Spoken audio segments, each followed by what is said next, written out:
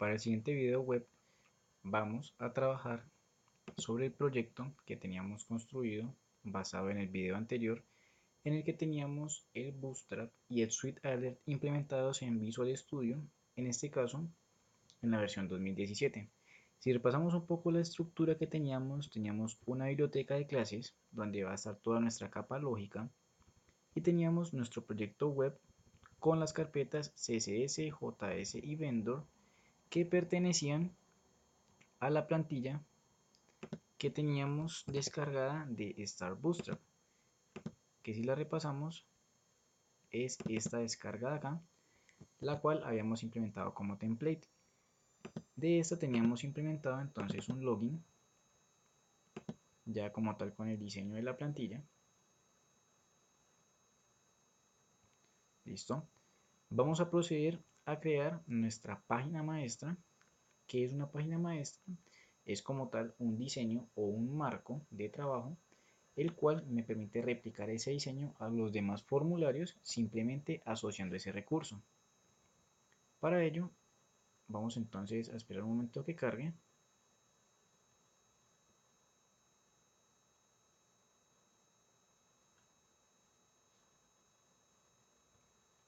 Listo. Vamos entonces acá en las vistas a crear una nueva carpeta llamada index. Y dentro de index vamos a agregar ese siguiente elemento. Damos clic derecho, agregar un nuevo elemento.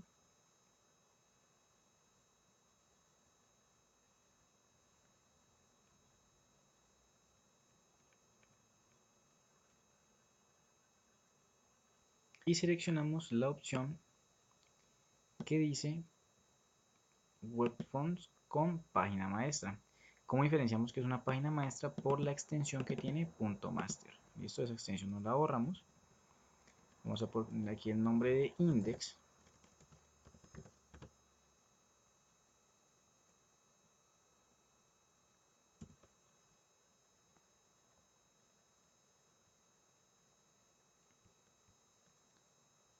Listo, vamos a hacer aquí lo siguiente.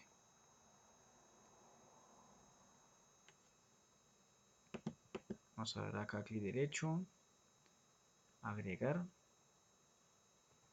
Vamos a agregar aquí una carpeta que se llame recursos.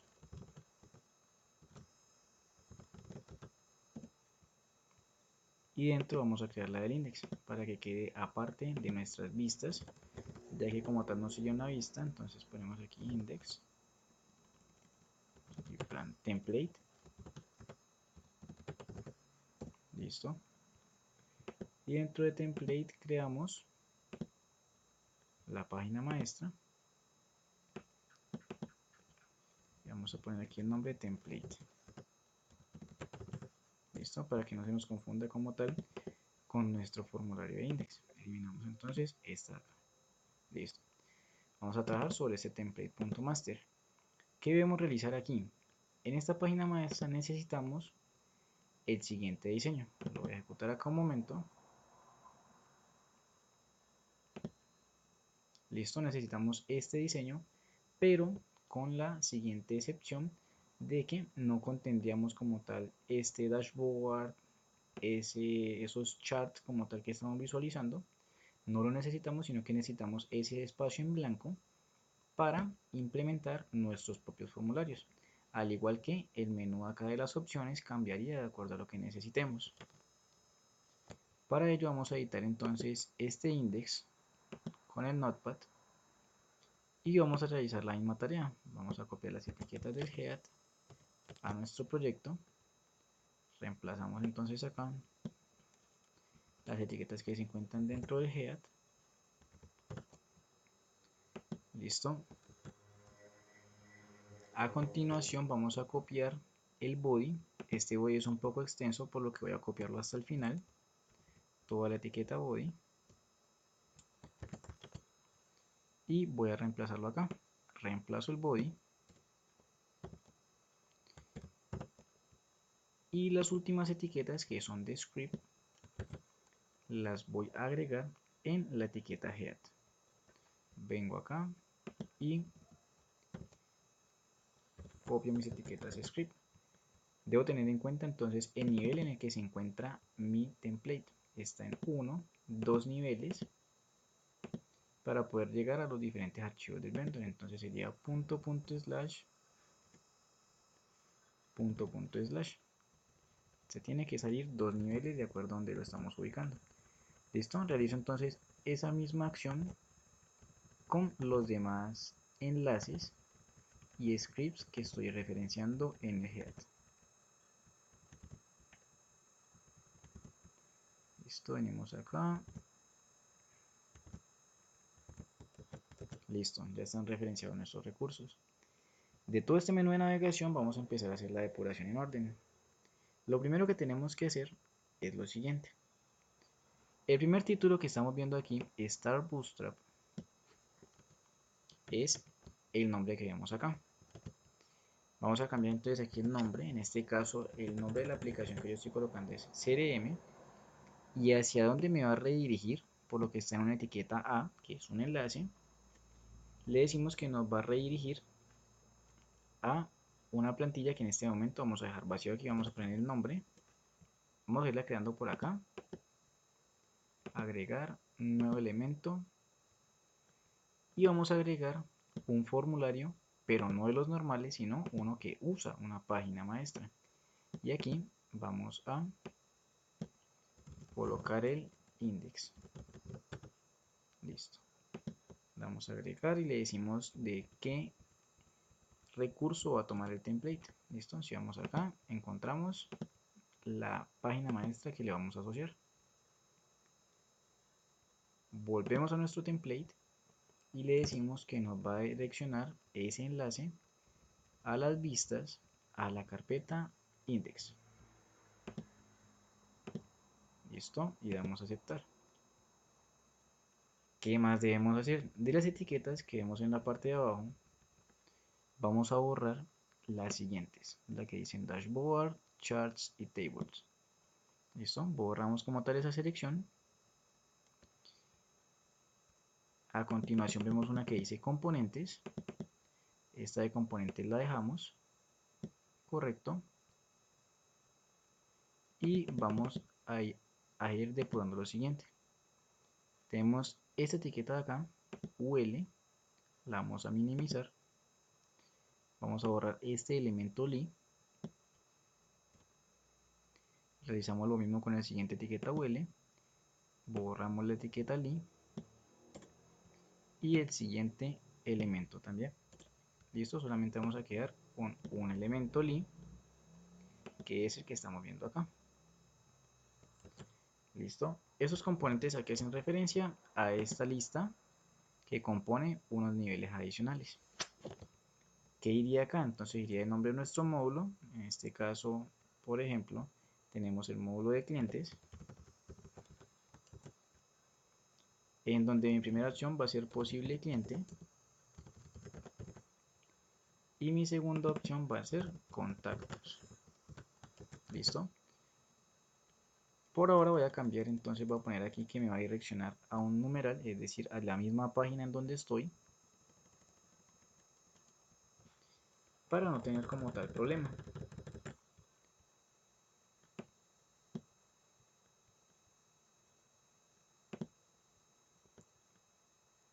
Listo. Vamos entonces aquí a hacer una cosa. Vamos a ir al Notepad. Vamos a ir al encabezado.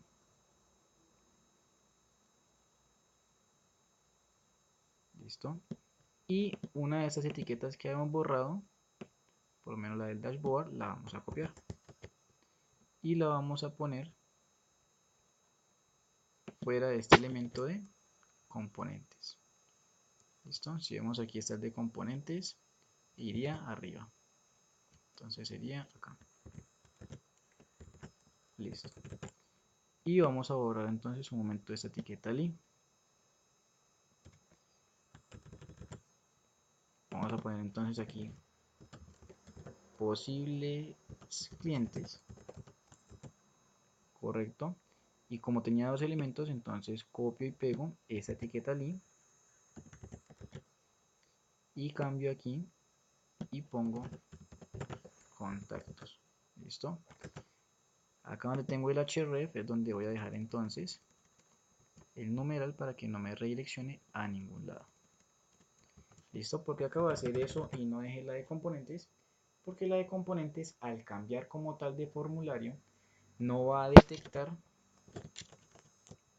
este elemento desplegable y me va a quedar como tal el componente principal, pero no voy a poder ver los submenús. Por eso lo dejo solamente con una opción, que son estas que estamos viendo aquí, que tenemos señaladas con el mouse. Y esto es por eso como tal que se está realizando el cambio. La etiqueta UL que vemos acá, la vamos a borrar. Listo. Y seguimos entonces depurando. Tenemos entonces acá un div. Este div lo vamos a minimizar. Vamos a borrar esta etiqueta li que dice message. Aquí vemos el nombre. Vamos aquí a minimizar el otro div y borramos el siguiente elemento li que dice alerts. Eliminamos el siguiente elemento li y solamente vamos a dejar el que dice logout. ¿Listo? ¿Qué estamos haciendo? Estamos quitando estos mensajes de acá, estas alertas de aquí y este botón de buscar.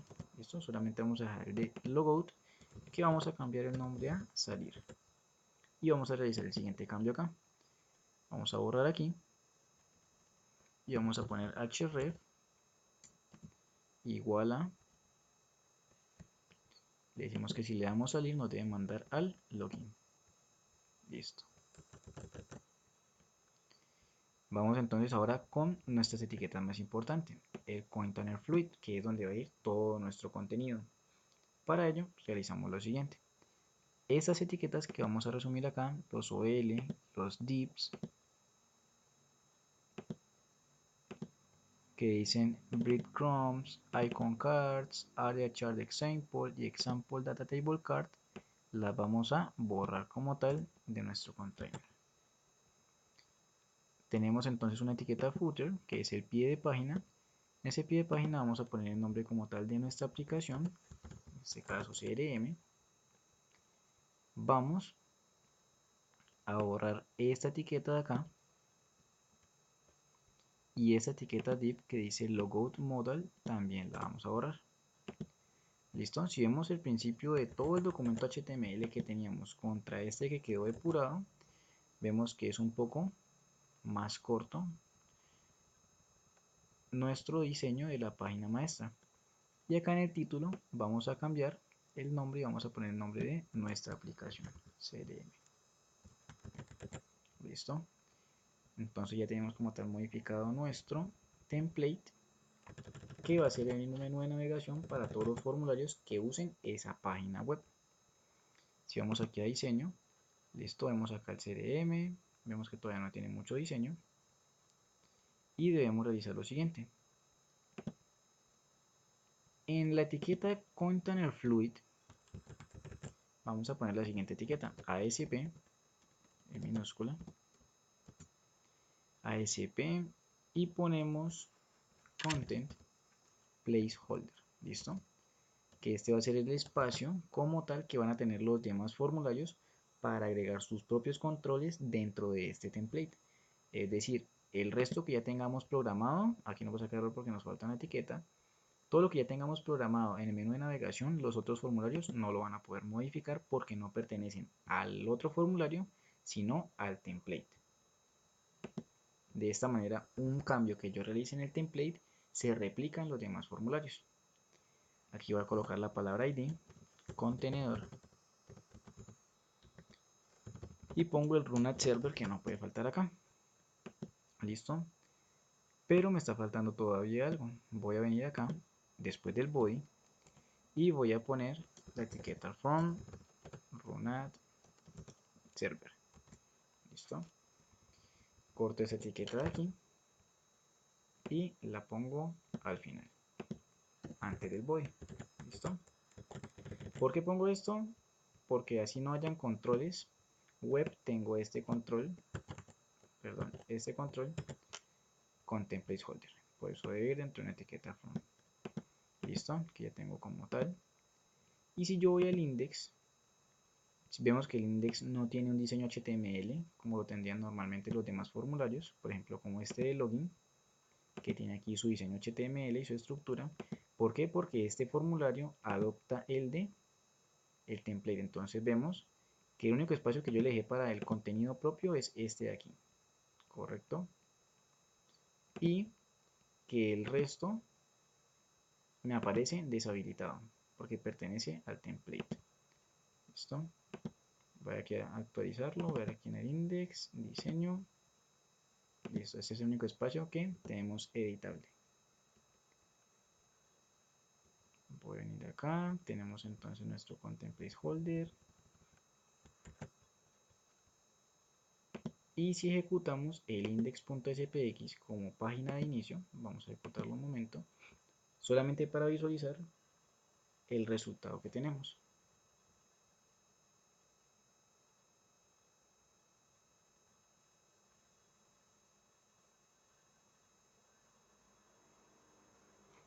Esperamos como tal la ejecución.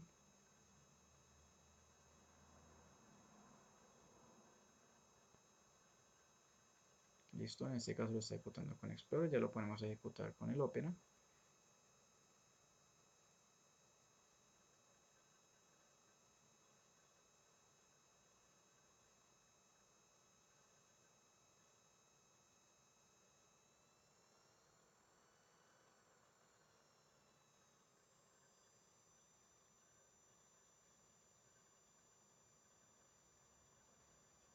Listo, vemos por acá que está representando un error entonces en un JavaScript, ya lo vamos a quitar.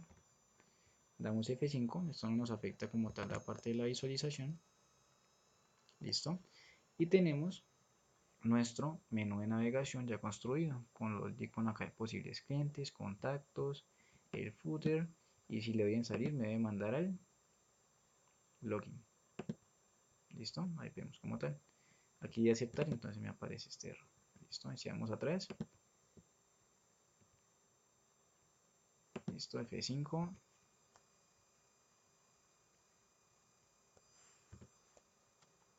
Tenemos nuestro menú de navegación. ¿Cómo cambiamos estos iconos que tenemos aquí? Sencillo. Vengo entonces a mi internet, busco acá Font Awesome, que es una galería de iconos que ofrece como una cantidad aproximada de 2300 iconos ya como tal con el formato .ico, que me permite poder invocarlos. El template que estamos utilizando ya tiene las DLLs y las referencias como tal para poder utilizarlo, de manera que solamente debemos ingresar a la página y buscar el nombre de los diferentes iconos. ¿Listo? Tenemos 2378 iconos. Vamos a buscar entonces qué iconos de acá nos pueden servir. Como tal tenemos posibles clientes y clientes.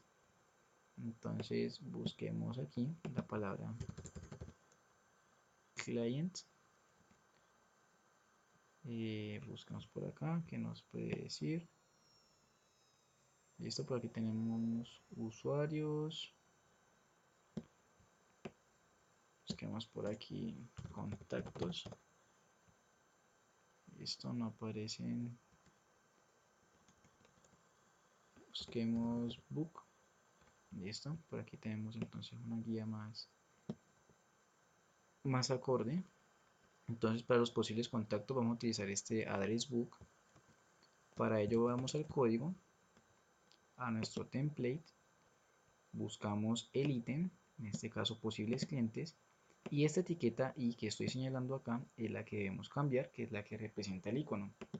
¿Qué cambiamos? El nombre. Entonces borramos aquí el dashboard y ponemos, ¿qué debemos poner? Debemos poner address book. Entonces pongo aquí address, doy control espacio y aquí tengo una ayuda, address book. ¿Listo?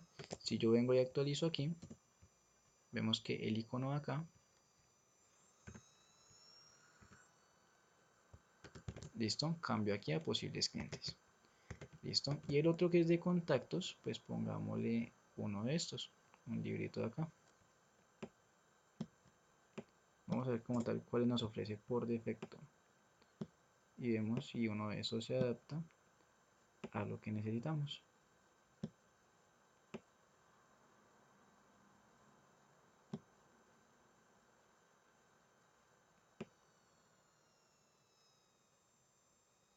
Listo, en este caso para no demorarnos tanto vamos a poner el debug.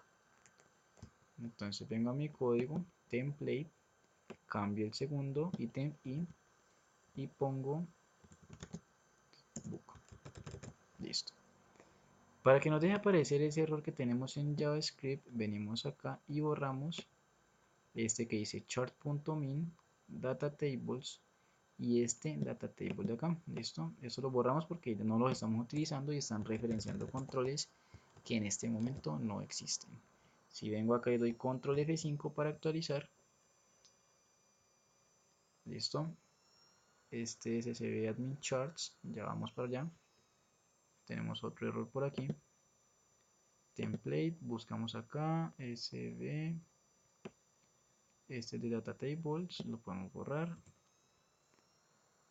y buscamos este JavaScript.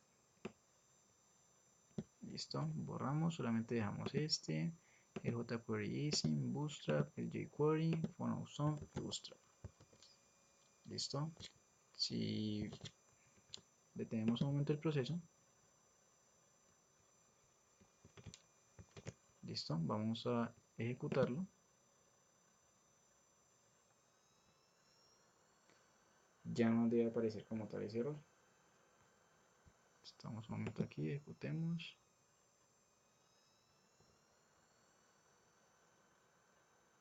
Listo, ya no tenemos ese error, por lo que borramos. Como hemos borrado el contenido, quedan esos controles apuntando a diferentes objetos que ya no existen como tal en la vista. Por eso nos saca ese error de JavaScript. Listo, entonces tenemos posibles clientes y contactos ya con nuestro icono. Acá el icono de salir. Y esta es nuestra master page. Listo, este index no tiene nada en el cuerpo, que sería esto que vemos acá en blanco, por lo que es el menú de navegación. Si yo quisiera trabajar sobre el index, entonces simplemente vengo, esperamos un momento aquí, diseño, listo. Y eso que tenemos aquí, si quiero trabajar sobre él,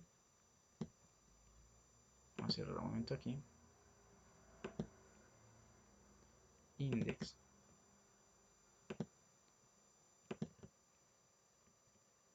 Listo, no nos está habilitando como tal el placeholder. Vamos a revisar por qué. Vamos a eliminar un momento este index y vamos a volverlo a agregar para que nos tome como tal los últimos cambios. Nuevo elemento, formulario web con página maestra y ponemos entonces el nombre acá, index. Listo, vamos a agregar, buscamos nuestro template.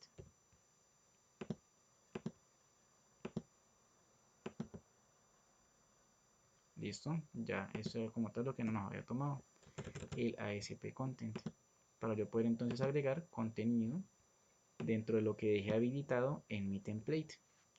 Listo, el index como tal en este momento va a ir en blanco. Vamos a proceder entonces con el código restante en el login. En el login habíamos quedado como tal hasta este punto en el que validábamos que los campos estuvieran llenos. Ahora vamos a realizar la autenticación contra la base de datos. Para ello vamos a trabajar con SQL Server. En este caso vamos a crear una base de datos que se llame general, dentro de la cual tenemos una tabla, usuarios, con unas columnas en específico. ¿Listo? ¿Cómo agregamos una tabla? Entonces vengo aquí a tablas, clic derecho, tabla.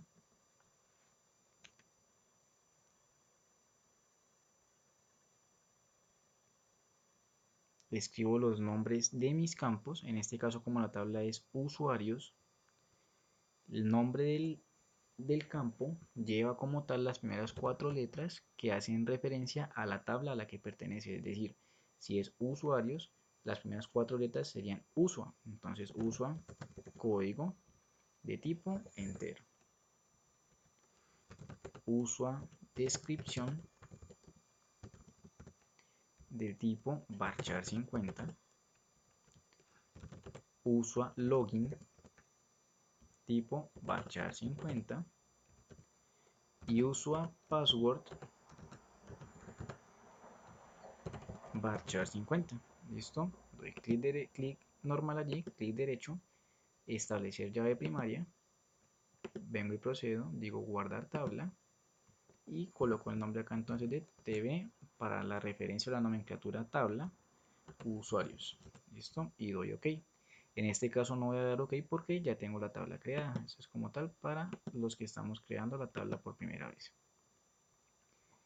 Posterior a eso, vamos a ir y damos nuevo query.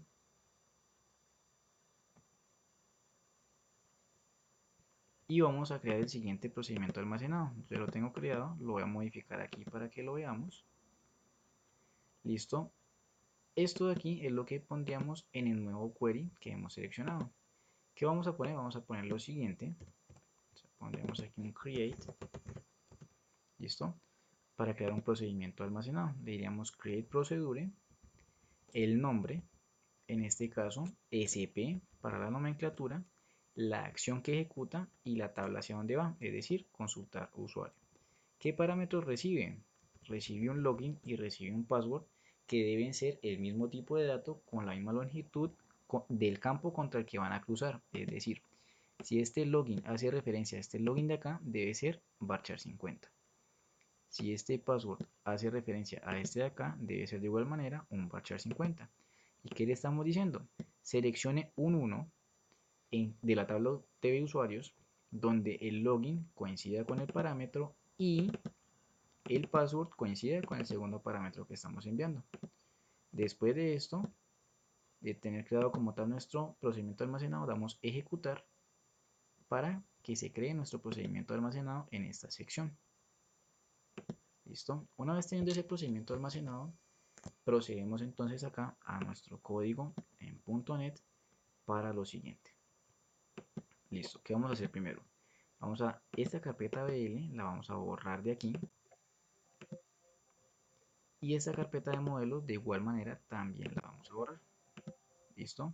¿Por qué la vamos a borrar? Porque la vamos a pasar para el proyecto de biblioteca de clases. Es decir, la carpeta BL va a estar acá. Y agregar nueva carpeta, modelos. ¿Listo? Estamos trabajando la arquitectura MVC con una arquitectura también por proyectos. ¿Listo? Como este es un proyecto independiente, para yo poder consumir sus recursos, procedimientos, métodos, clases y demás, debo hacer lo siguiente. Vengo a referencias, clic derecho, agregar referencia. Voy a la parte donde dice proyectos y aquí tengo mi proyecto, que es este de acá arriba, proyecto.lógica. Para yo poder hacer uso de él, lo selecciono y doy a aceptar. ¿Listo? ¿Cómo comprobamos que nos ha quedado agregado? Porque debemos tener aquí una referencia, una DLL llamada proyecto.lógica. Una DLL es como tal un archivo comprimido, encapsulado, que contiene las clases del otro proyecto. De esta manera yo solamente importo un archivo, hago consumo de todo, pero sin acceso o vista a su contenido. De esta manera genera una seguridad extra con los objetos que estoy manejando y la lógica del negocio, puesto que ese es el proyecto que se publica y se monta en el servidor, pero este proyecto en ningún momento se monta, sino que está referenciado y está encapsulado en ¿dónde? En esta DLL. ¿Listo? Cualquier cambio que yo haga acá, debo tener en cuenta de que si esta es una versión anterior, está utilizando los métodos, objetos y demás anteriores. Por eso debo compilar la solución completa para que este proyecto se actualice y esta DLL también. ¿Listo? Una vez hecho eso, vamos a ir a los modelos de nuestra biblioteca de clases, vamos a dar clic derecho, agregar clase,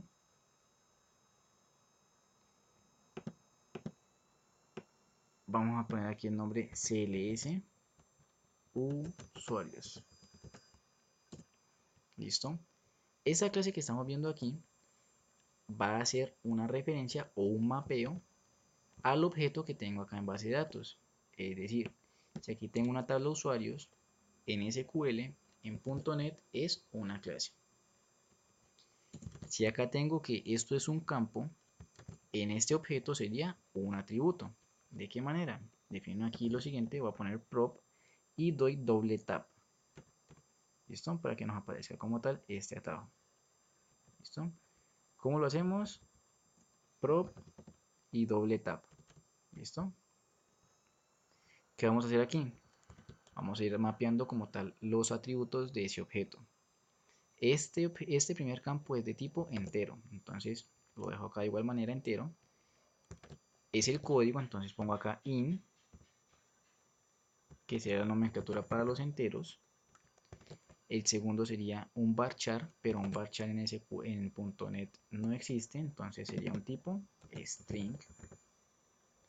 ¿Y cómo sería entonces el nombre de la nomenclatura para una cadena? st description. Creo otro, prop, doble tap. Acá tenemos un login, varchar 50, entonces acá viene siendo un string. Ponemos el nombre, st login. Definimos otro prop, tipo string y el nombre st password. Listo, damos clic derecho, eliminar y ordenar instrucciones using. Listo, para que nos elimine lo que no estamos utilizando. Por defecto la clase viene en modo privado, por lo tanto si la queremos utilizar debemos poner public. ¿Listo? Entonces este es nuestro modelo, nuestro objeto que mapea un objeto acá que en realidad es una tabla en nuestro SQL. De esa manera realizamos el mapeo de objetos desde código SQL a código.net. Listo, eso es lo primero. Vamos a realizar lo siguiente. Vamos a ir a nuestro web config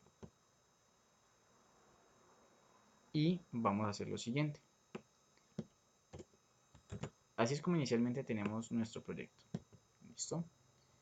Vamos acá a poner las siguientes etiquetas. Connection strings. ¿Listo? Que traduce cadenas de conexión. ¿Para qué? Para yo poder saber a cuál base de datos es que me voy a conectar.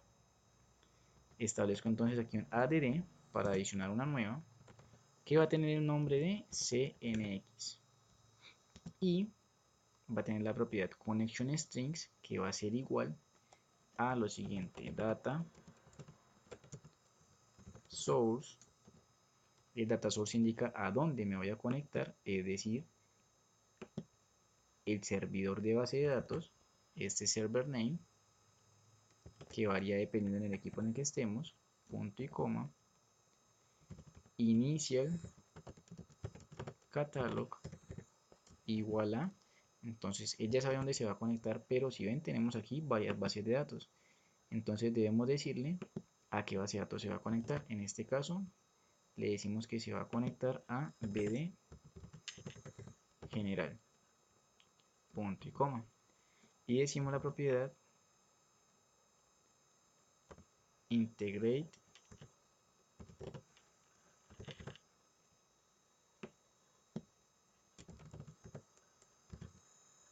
security igual a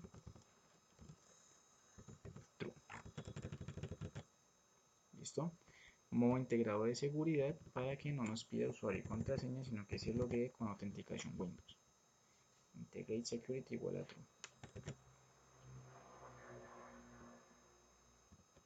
Listo. Posterior a eso, vamos entonces a ir a nuestra carpeta BL. Vamos a ir primero a referencias. Vamos a agregar referencia. Y vamos a buscar en ensamblados una que se llame system.configuration. Listo, esta de aquí. Por defecto viene seleccionada. La vamos a seleccionar. Y damos a aceptar. Vamos al BL. Creamos una clase a la que vamos a poner CLS conexión. Listo, entonces lo que vamos a hacer de aquí es que desde esta clase vamos a leer la cadena de conexión que tenemos en nuestro proyecto web.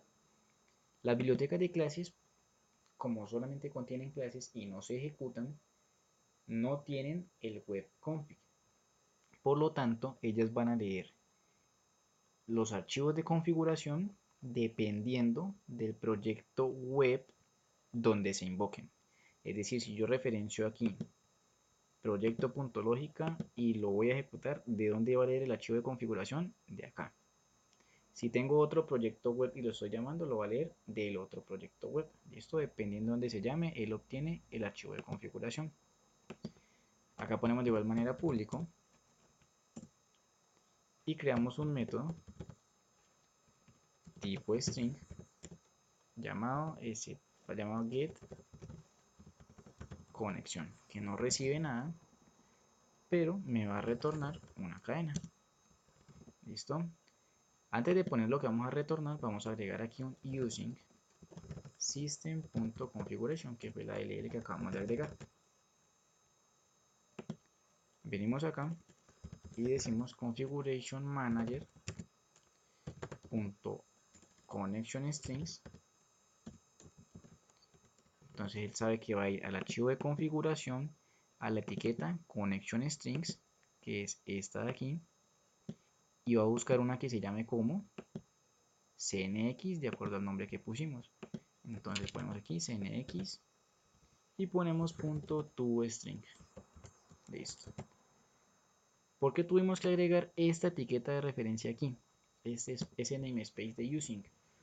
Porque como es un proyecto lógica, biblioteca de clases, no tiene archivo de configuración, debemos decirle que él va a leer un archivo de configuración, pero de un proyecto web, no directamente de su mismo contenido. Damos clic derecho, eliminar y ordenar instrucciones using. ¿Listo? Y generamos documentación. ¿Cómo documento? Doy 3 slash seguidos y él me crea esa estructura. Entonces pongo acá, obtiene conexión a base de datos. ¿Listo? Que retorna la cadena de conexión. De esta manera, cuando vaya a generar documentación con diferentes herramientas, van y buscan en las diferentes clases los métodos que poseo y por este encabezado que estoy dando acá genera una documentación automática. Siempre es importante generar una documentación de guía como tal si estamos trabajando en conjunto o para posterior modificación dentro de nuestro código sea de mayor claridad y ordenamiento. Listo, tenemos entonces nuestro BL y nuestro models. Vamos entonces a crear aquí una clase en BL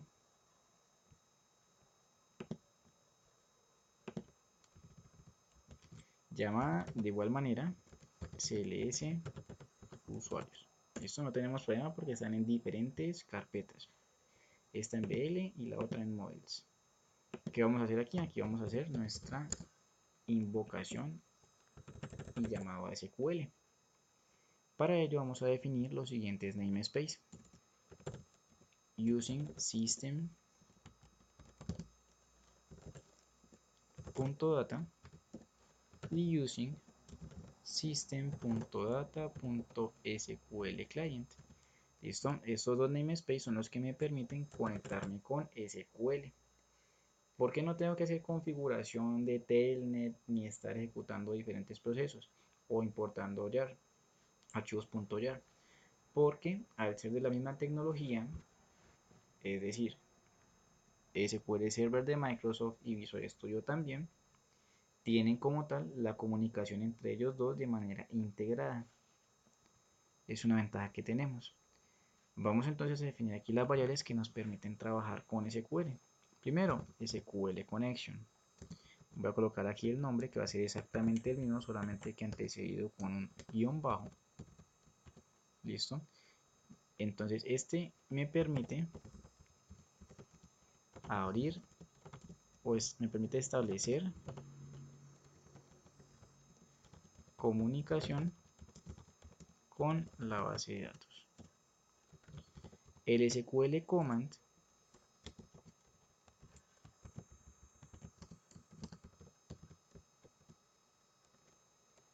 me permite ejecutar comandos SQL. Tengo entonces el SQL Data Adapter, que vamos a colocar el mismo nombre,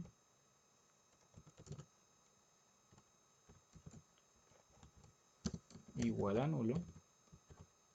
Entonces me permite adaptar un conjunto de datos SQL. Y vamos a establecer la variable string st conexión igual a vacío. ¿Listo?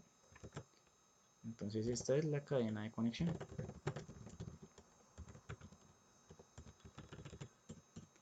Vamos a crear entonces el método constructor que lleva el mismo nombre de nuestra clase.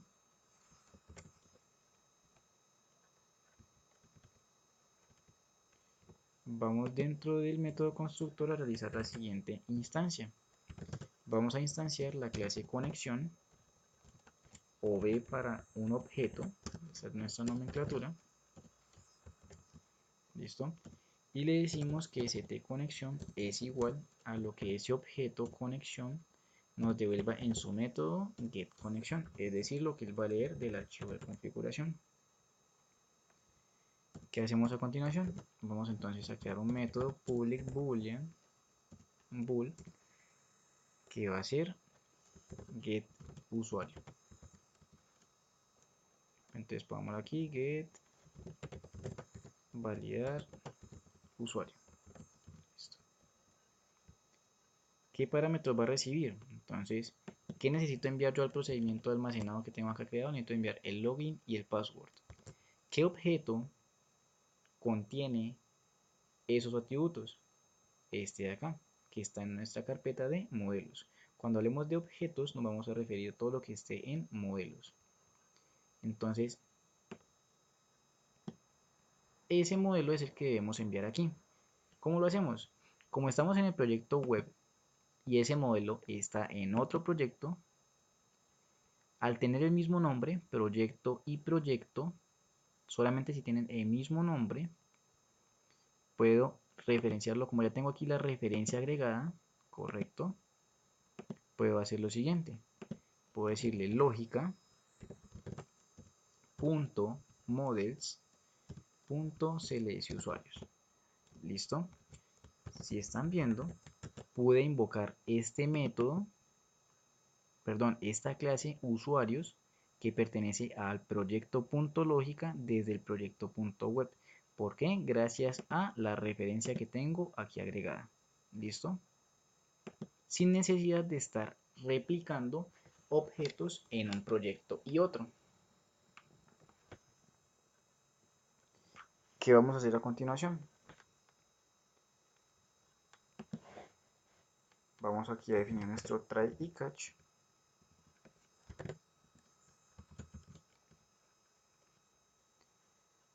Vamos aquí a decirle una exception, que en caso de que se presente un error solamente arroje la excepción. ¿Por qué? Porque estamos en una clase. Y en una clase no tenemos manera de mostrar por pantalla una excepción. ¿Qué vamos a hacer a continuación? Vamos a nuestra SQL connection, decirle que es igual a una nueva variable SQL connection y le enviamos la variable stConexión. Que tener en cuenta que estas variables son globales, es decir, que las puedo llamar desde cualquier método. ¿Qué hacemos a continuación? A nuestra variable SQL connection la vamos a ejecutar el comando .open para que abra la conexión a SQL. ¿Qué hacemos a continuación? Decimos SQL command es igual a new SQL command y le vamos a enviar dos parámetros. ¿Cuál es el primero? El nombre del procedimiento de almacenado que va a ejecutar. Entonces le enviamos entre comillas. Y le enviamos el SQL connection, es decir, a dónde se va a conectar para llamar este procedimiento de almacenado. Esto debemos tener en cuenta que él discrimina entre mayúsculas y minúsculas. ¿Qué le digo a continuación? Le digo sql_command.command_type y le digo que es del tipo store procedure. ¿Listo? Es decir, esto que está aquí como comando SQL es un procedimiento almacenado. Antes de eso vamos a definir aquí unas variables dataset. El dataset es un conjunto de datos que me permite atrapar información directamente desde SQL. Como tal me sirve para poder manejar, manipular datos en una tabla organizada que sería un tipo de dato en .NET. ¿Listo? ¿Qué vamos a definir a continuación? Como en el procedimiento almacenado estamos esperando dos parámetros, estos dos parámetros que él espera debo definirlos acá. ¿De qué manera? Le digo sql command.parameters.add y dentro pongo new sql parameter. Listo, recibe dos parámetros. El primero es el nombre del parámetro. Entonces debo venir al procedimiento, copiar el nombre con el arroba incluido y ponerlo tal cual en este primer parámetro. ¿Listo? Recuerden, diferencia entre mayúsculas y minúsculas. ¿Qué hacemos a continuación? Ponemos coma. Ya tenemos el nombre del parámetro. Ahora le vamos a decir cuál es su valor para enviarlo a SQL. ¿Quién es el que tiene el login? Entonces, este objeto. Vengo y referencio el objeto aquí, pongo punto y puedo ver las propiedades que lo componen. ¿Cuál propiedad necesitamos? Login. ¿Listo? Ya tenemos el primer parámetro definido. Copiamos y pegamos. ¿Cuál es el segundo parámetro que él espera? Password. Entonces copiamos el password, venimos acá, reemplazamos y la otra propiedad que le diríamos sería stpassword. ¿Listo? ¿Cuántos parámetros esperábamos? 2. ¿Y cuántos enviamos al método? 1. Listo, esa es la ventaja como tal de trabajar con los objetos. ¿Qué vamos a hacer a continuación? Digo sql command.execute nonquery. El execute nonquery ejecuta este procedimiento almacenado con estos dos parámetros. ¿En dónde? En este servidor de base de datos, en ese esquema específico. ¿Listo? El execute nonquery no me retorna nada más que la cantidad de registros que fueron afectados. Pero yo necesito saber, es decir, si él me devuelve un 1, en este caso así, si él me devuelve un 1 es porque el usuario coincide el login y el password, es decir, está correcto. Entonces, ¿cómo atrapo esa consulta? Le digo dataset. ¿Listo? Aquí si quieren lo podemos cambiar incluso para que nos traiga todo y veamos la información. Simplemente doy aquí Alter y F5. ¿Listo? ¿Para qué? Para que me traiga toda la información. En este caso yo ya tenía una información aquí agregada. Código 1, usuario, descripción, administrador, login de Santa Fe, password 1, 2, 3. ¿Listo? ¿Cómo agrego yo información a la tabla? Vengo a la tabla, clic derecho y le doy editar.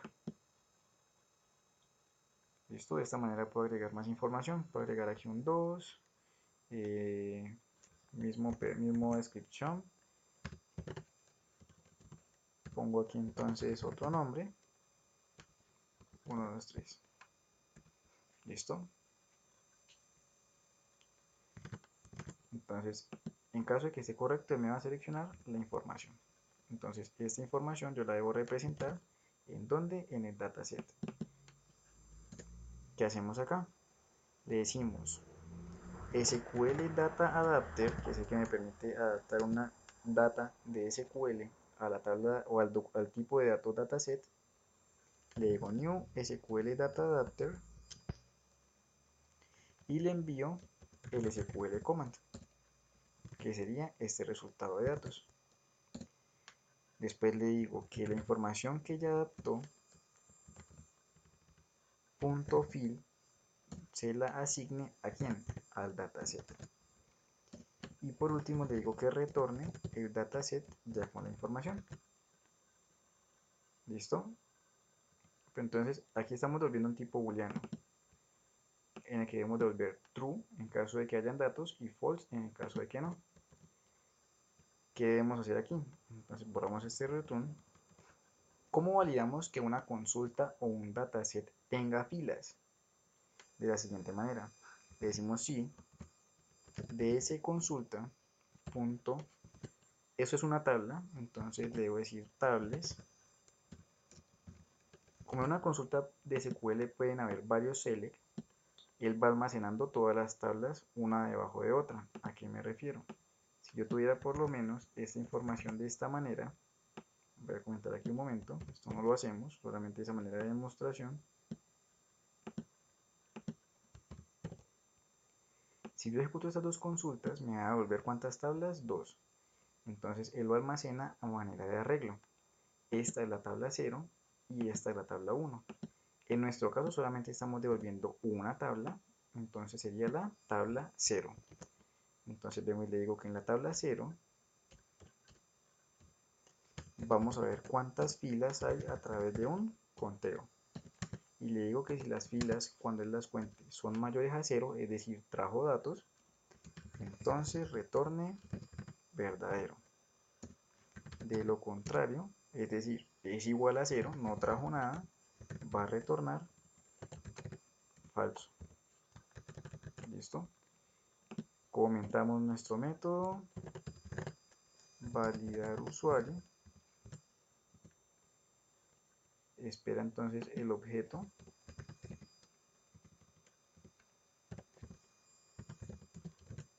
usuario, y retorna una confirmación. ¿Listo?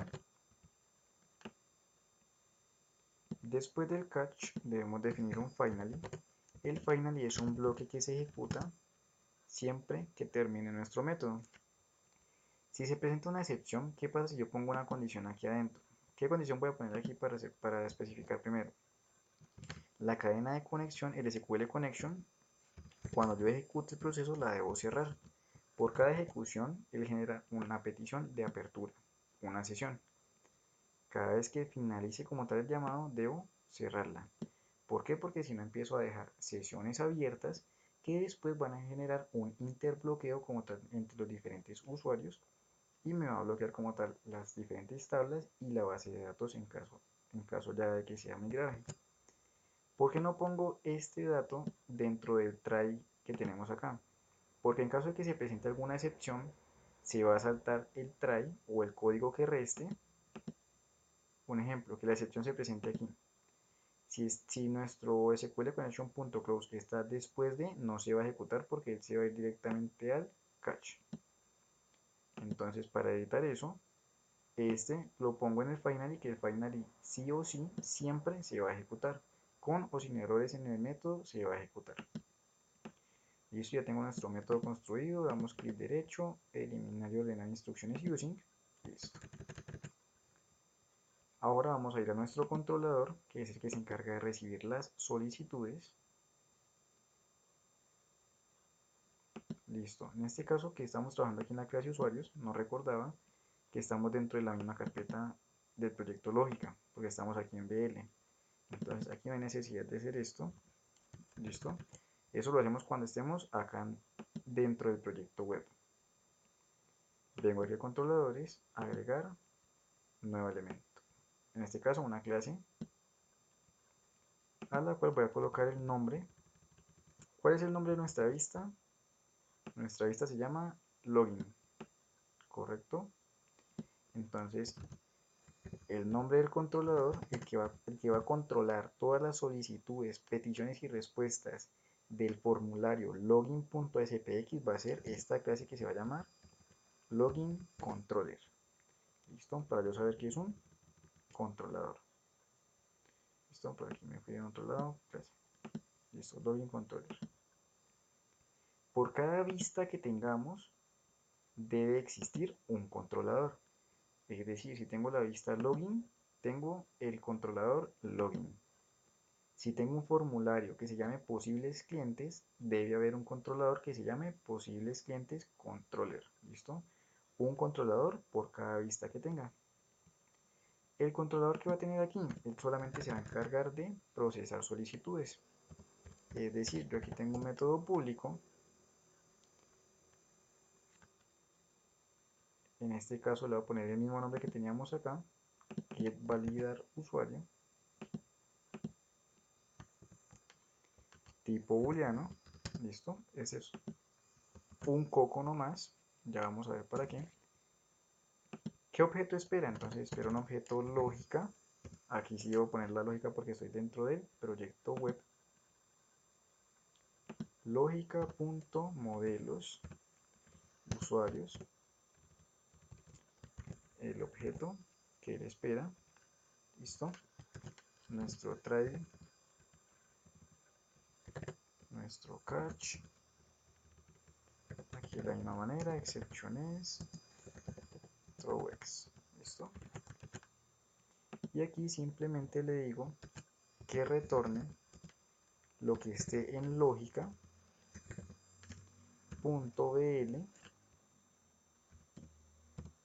Entonces debo primero realizar una instancia. La instancia la realizo aquí. Lógica.bl.usuarios. El nombre del objeto que voy a instanciar.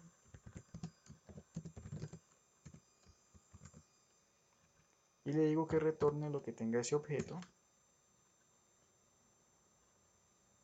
Esto vemos que espera acá. Esto usuarios.getValidarUsuario. Listo, revisemos un momento qué pasa.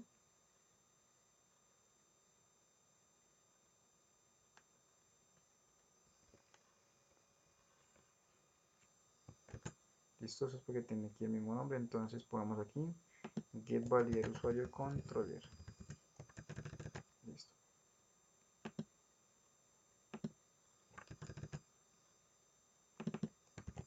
Y este lo cambiamos acá. Listo.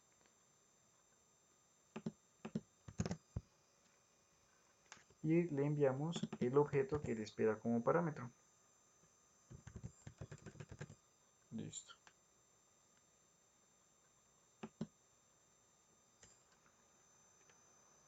Entonces, un momento que hacemos un cambio, vamos a sacar así, entonces lo dejamos así, usuario. Listo, para que no tengamos inconveniente con los nombres.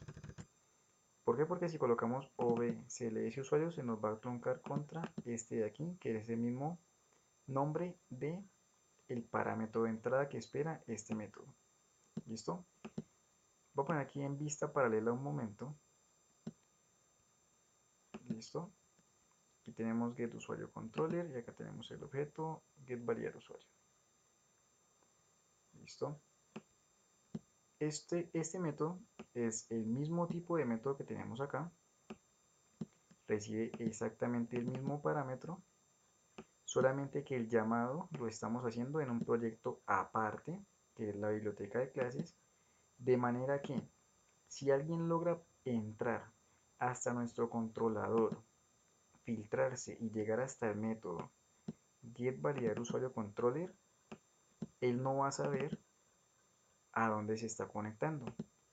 Es decir, no lo puse a apuntar directamente acá, porque acá tenemos nuestra cadena de conexión, es decir, el servidor de base de datos, y tenemos los parámetros que enviamos y el nombre del procedimiento. De esta manera genero una seguridad extra en las peticiones, de manera que este formulario, esta clase, apunta a un método del mismo tipo, con los mismos valores, solamente que el que se encarga de hacer la conexión y el llamado a la base de datos está donde, en otro proyecto, que está compilado y encapsulado en esta referencia, de manera que se vuelve inaccesible, y en caso de que yo quiera descompilar o descifrar, sí, descifrar, decodificar una LL, la información viene encriptada, no lo va a permitir. De esta manera genera una seguridad extra en nuestras capas. ¿Listo? Y pongo entonces aquí en los mismos comentarios. Valida usuario.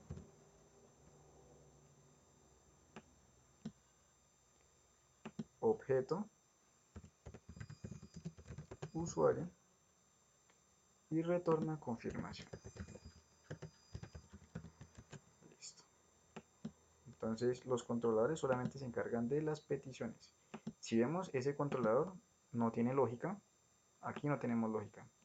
La lógica está en ¿dónde? En nuestra carpeta BL, que es Business Logic. Listo, ahora vamos a ver nuestra vista. Aquí tenemos la vista del login. Voy a cerrar aquí, listo. Voy a borrar acá un momento.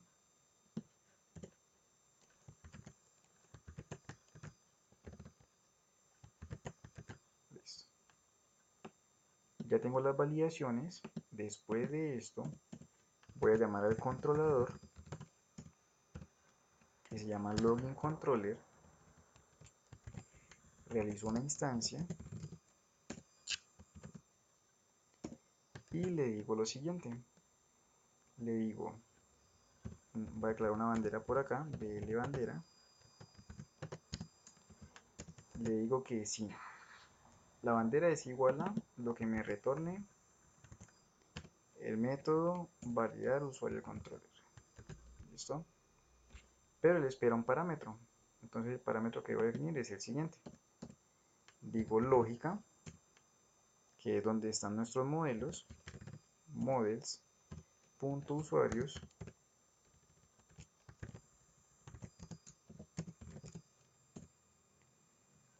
corchetes, punto y coma, para definir los atributos directamente de quién, de este objeto.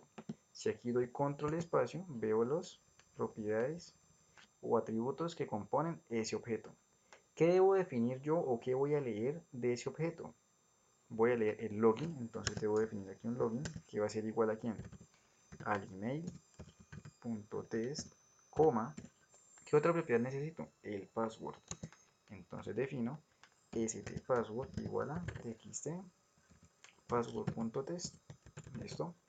¿Tengo más propiedades por definir? Sí, tengo el código y la descripción. Pero para este caso, lo único que tengo que enviar al procedimiento almacenado y que necesito obtener de ese objeto que es el login y el password.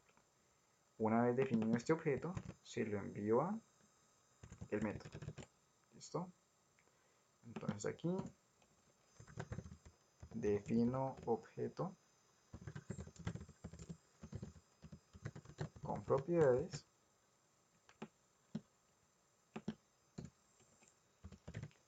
instancio controlador, valido si la bandera es true. Si esto es true, él me debe redireccionar. ¿Cómo redirecciono? Con un response redirect. Entonces de esta manera redirecciono.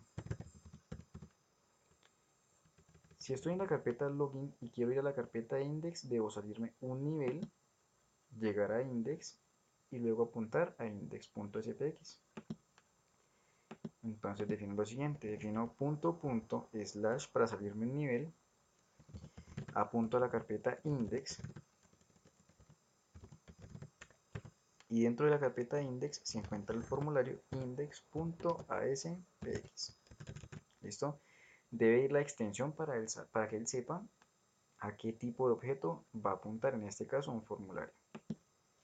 Le digo de lo contrario, arroje una excepción, esta es una excepción controlada, que diga usuario o email, en este caso, usuario o password incorrectos. ¿Listo? Vamos a probarlo. Voy a poner aquí un punto, ¿listo? Y le digo que el login es el formulario de página de inicio. Y ejecuto.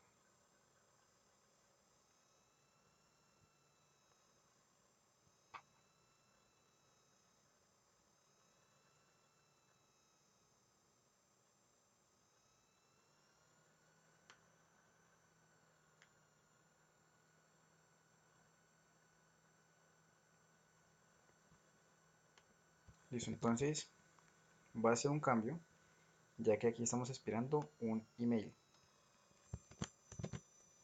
Correcto, aquí dice email. Entonces el login que tengo acá en la base de datos debe ser tipo email. Entonces arroba gmail.com, arroba gmail.com. Listo. Listo, para que nos coincida en cuanto a contenidos. Entonces de Santa Fe, arroba gmail.com. El password es, de acuerdo a lo que tenemos acá, 1, 2, 3. Aquí lo puedo. 1, 2, 3. Aquí tengo un checkbox. Este lo voy a dejar por ahora. No tiene funcionalidad. Doy en aceptar. Listo. Y en nuestro código, si ustedes ven aquí, puse un punto. Este punto de acá significa un punto de interrupción. Que tan pronto él llegue a esa línea de código, se va a activar y puedo empezar a hacer un debugger o un paso a paso. ¿Cómo voy un paso a paso? Con F10. Con F10 empiezo a ver línea por línea. ¿Listo? Vemos que el mensaje no pasó nada porque tengo los datos válidos. Vengo acá, defino el objeto.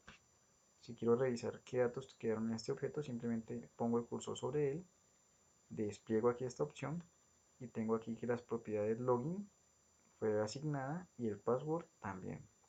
¿Listo? Luego instancia el controlador. Damos F11 para que vaya directamente al método. ¿Listo? Aquí estamos en el controlador. Aquí estamos instanciando el BL, la lógica del negocio de usuarios. Doy F11 para ir al método de la biblioteca de clases. Listo. Doy F10. Tengo el dataset. Vamos a ver qué leyó el DLCT connection. Aquí tenemos entonces el data source que definimos en nuestro web config. Listo. Si ha quedado bien, él debe pasar aquí sin ningún problema y decir que la conexión abrió. Listo. Vemos que no pasó nada. Si tenemos un dato malo tanto en el servidor web como en la base de datos, el punto open que acabamos de pasar nos tuvo que haber generado una excepción. Tenemos el nombre del procedimiento, definimos aquí lo que vamos a enviar, en este caso la propiedad login, en este caso la propiedad password, ejecuta el comando, retorna la información, listo, vamos a ver qué retornó. El dataset es el que tiene nuestras filas, listo, ahí vemos en la lupita como tal para una vista previa. Y nos dice que en la tabla 0 viene esta información. ¿Por qué? Porque el login y el password coincidieron. ¿Listo? Y nos trajo solamente la información de este usuario porque el otro usuario que tenemos acá tiene un login diferente o un correo diferente. Cerramos aquí, validamos. ¿Cuántas filas trajo? Una fila. Entonces es mayor a 0, sí, retorna true. Cierra la conexión. Se devuelve al controlador. Del controlador volvemos a la vista. Validamos si la bandera es true. Le decimos entonces que nos redirecciona el index. Listo, aquí damos F5 y nos envió al index.aspx, donde tenemos el menú de posibles clientes y contactos. Si damos salir y volvemos nuevamente acá, voy a poner el usuario otra vez.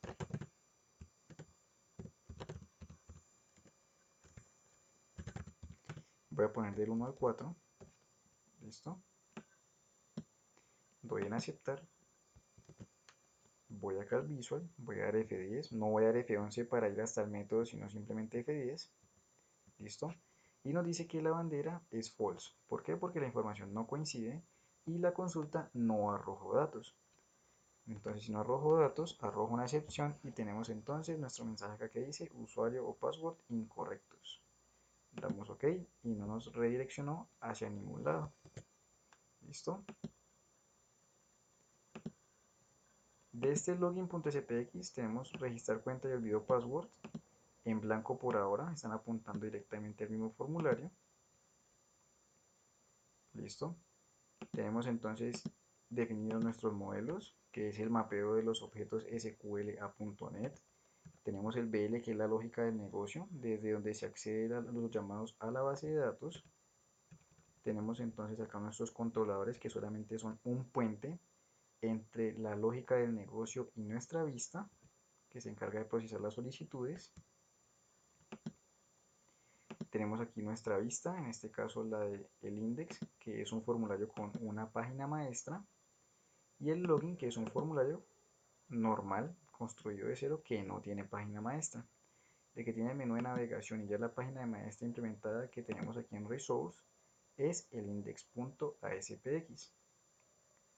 Y el login tiene su propio controlador, por cada vista un controlador. Eso tenerlo claro. ¿Listo? Es importante recordar que tenemos acá nuestra cadena de conexión dentro del webconfig. ¿Por qué dentro del webconfig? Porque es un archivo que a futuro puede ser modificado una vez esté en producción y se publiquen las fuentes. ¿Qué viene a continuación como tal para trabajar en nuestro siguiente video? En el login vemos que tenemos un checkbox que dice recordar usuario. En este caso, en este punto exacto, vamos a implementar lo que son las cookies o archivos temporales que se guardan en nuestro navegador, en nuestro equipo como tal, y pueden ser leídos desde diferentes aplicativos web por lo que son archivos temporales. Es decir, que cuando cierre la aplicación, siguen estando dentro de mi equipo. De igual manera vamos a controlar el acceso no autorizado a los diferentes formularios a través de las variables de sesión.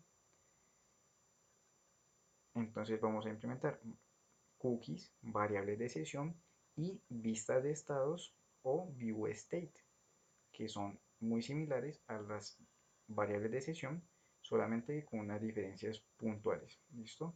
Ese es como tal el próximo tema a trabajar en este video. Ya tenemos entonces nuestra arquitectura MVC implementada, nuestro acceso a datos a través de procedimientos de almacenado,